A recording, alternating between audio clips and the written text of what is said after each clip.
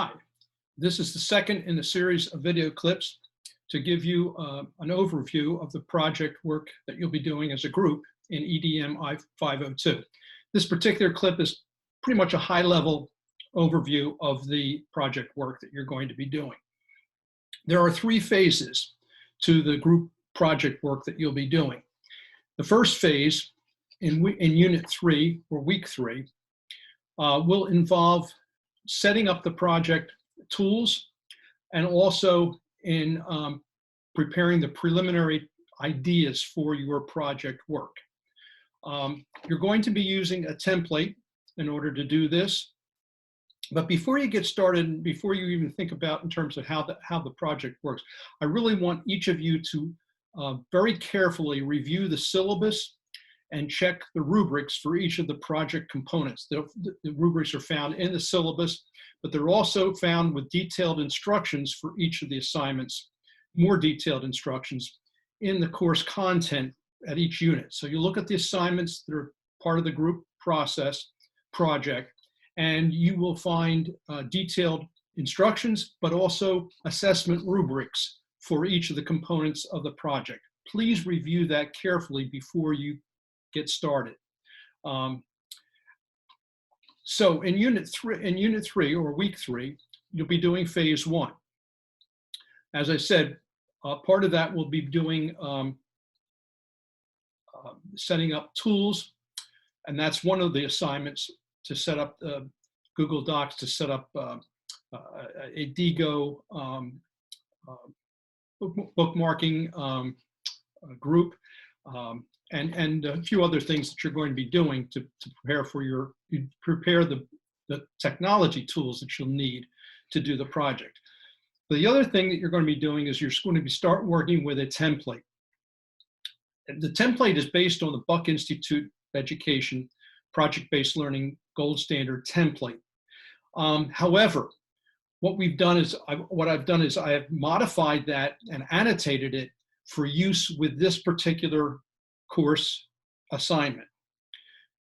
So if you look in Unit 3, the last link of the last topic, for the link to the template, you will find that the very last link is the actual annotated adaptation of the template from Buck Institute. That's the one you want to use. Now you can download it from there as a Word document, and then subsequently one person from your group will upload that to a Google Doc that you will all be able to edit. You will need to then share that with all the group members and me, so that we can all view that and edit and comment within that particular document.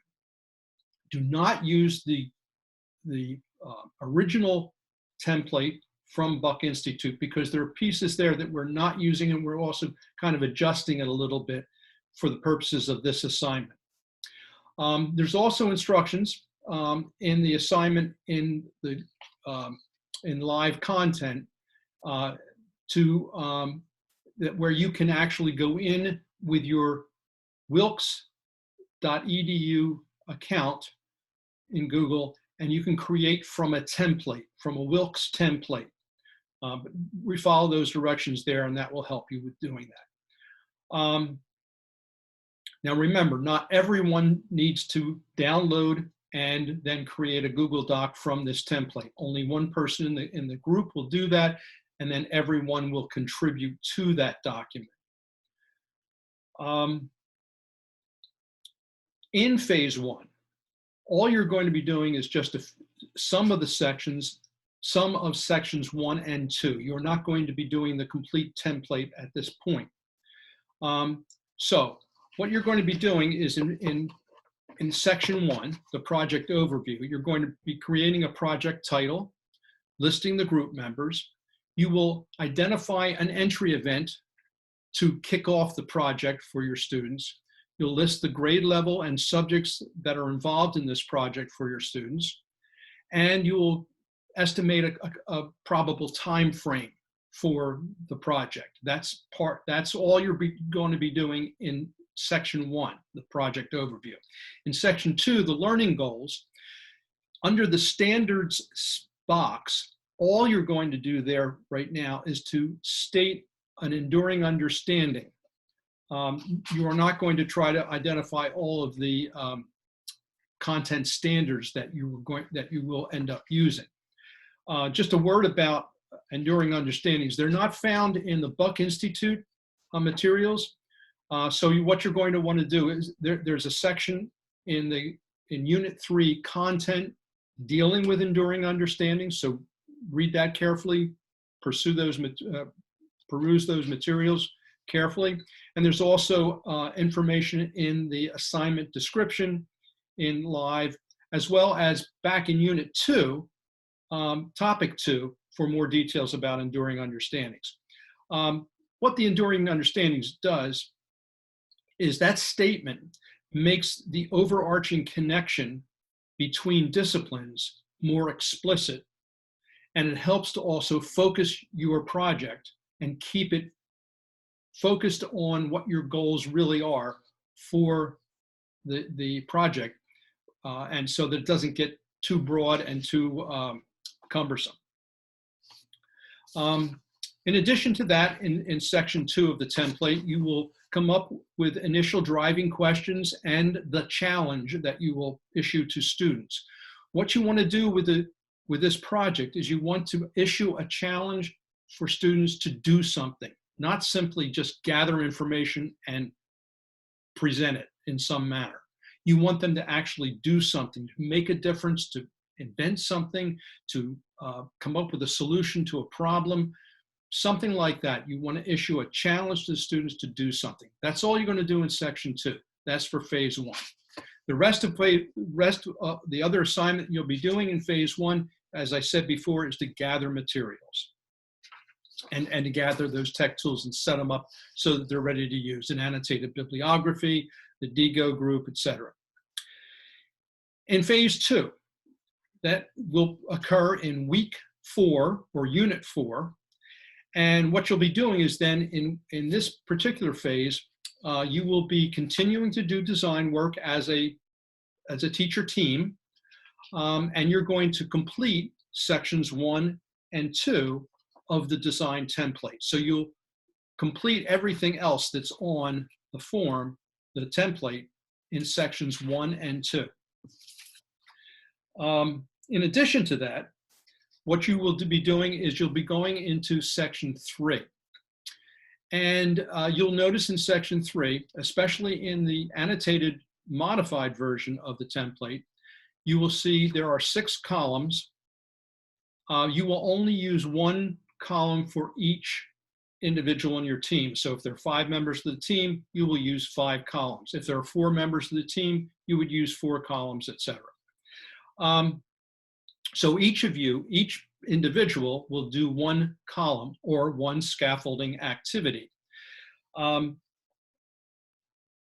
note about scaffolding activities, and again, read the instructions very carefully in Unit 4. The instructions are there in the assignment description, and also read carefully the rubric or the assessment rubric in the assignment description in live. But the scaffolding activities is an opportunity there to focus on your particular discipline or grade level or both, even if the overall project topic is pretty much a compromise that you've come up with as a group. And maybe you wouldn't normally be able to implement it as you develop it as a group within your own classroom. But for your scaffolding activity, I want to give you a little more latitude so that you can adapt this to really fit your particular classroom, your students, your grade, your discipline. So it's okay to kind of deviate slightly from that. But an example of that would be if you're a math teacher, you might want to do a math-focused aspect for a scaffolding activity that addresses the overall project. If you're maybe you're a 4th grade teacher and your group ranges from 4th to 7th grade, you can create a scaffolding activity that really is appropriate for 4th graders, not necessarily seventh graders. And another person in your group could focus theirs or make theirs more appropriate to seventh graders. So the idea here is that at least this component might be something that you can actually use with your students, okay? And again, the scaffolding activities, be aware that this is really to be, each of the scaffolding activities are intended to help in the research phase of the project work for the students. These scaffolding activities should not be thought of as step 1, step 2, step 3, step 4 to actually meet the challenge. These are preparatory activities to help students gain the understanding, gain the background knowledge, to be able to then come up as a group with an appropriate and realistic plan of action to meet the challenge. So these are before the students get to the deciding what their plan of action is going to be. These scaffolding activities are basically to help them in the design phase. Now, it might be to help them with background information, background content. It might be to introduce them to resources that they would find on the internet or in their local library or around their community. It also might be that they are learning processes, skills, or tools. So for example, if it might be appropriate that they do some let's say, interviewing of community members, family members, or fellow students as part of their data collection or learning about the topic. You may want to introduce them to good interviewing techniques, how to develop a set of questions, how to record the information, how to analyze it afterwards. That would be an appropriate scaffolding activity. Another scaffolding activity might be where you would introduce them to a particular kind of technology that they're going to use. Let's say they're going to use streams, do a stream study. You might introduce them to probes that they might use to collect data about the stream, temperature probes, pH probes, things like that, water quality, that sort of thing, or even how to count organisms in a particular area. So it might be then to learn how to use tools or skills that they might need to bring to bear to learn about their topic. Another possibility for these scaffolding activities might be a way to differentiate instruction.